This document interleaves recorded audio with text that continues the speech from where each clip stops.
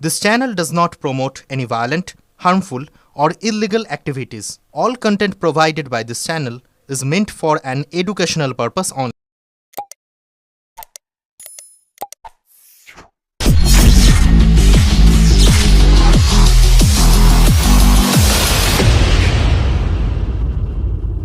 আচমকাই হাসপাতাল পরিদর্শনে স্বাস্থ্য প্রতিমন্ত্রী। Hooghly Serampore Walsh super speciality হাসপাতাল পরিদর্শন রাজ্যের স্বাস্থ্য প্রতিমন্ত্রী সুমনা সরকারের।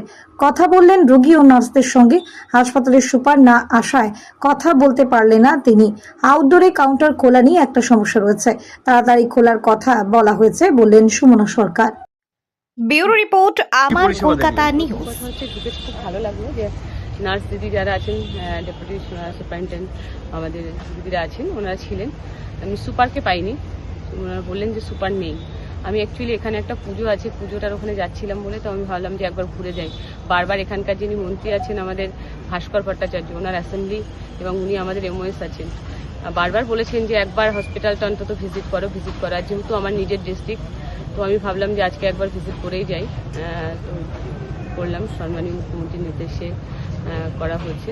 এসছি, সত্যি কথা বলতে হাসপাতালে বিগত সরকার তো একদম পরিকাঠামো প্রচণ্ড পুয়োর।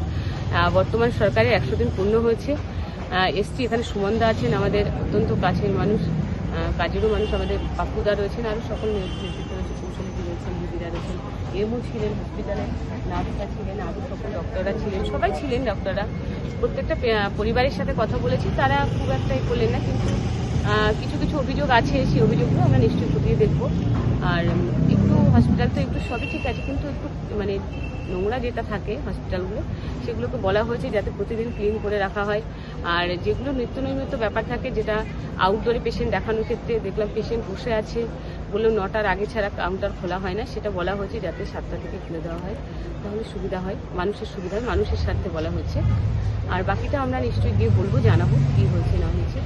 আর এটুকুই বলার। আর যারা আছেন নার্স, এখানে ডাক্তার নার্স অ্যাভেলেবেল আছে, তবে ওনারা চেষ্টা করেন মানুষের জন্য কাজ করতে। খুব ভালো লাগলো, নার্সিং দিদি যারা আছেন তারাও যথেষ্ট সহযোগিতা করলেন, পেশেন্টদের সঙ্গে ভালো ব্যবহার। মানুষ ভালো ব্যবহারটাই আশা করে হসপিটালের ক্ষেত্রে, তার থেকে বেশি কিছু না, এইটুকুই বলা।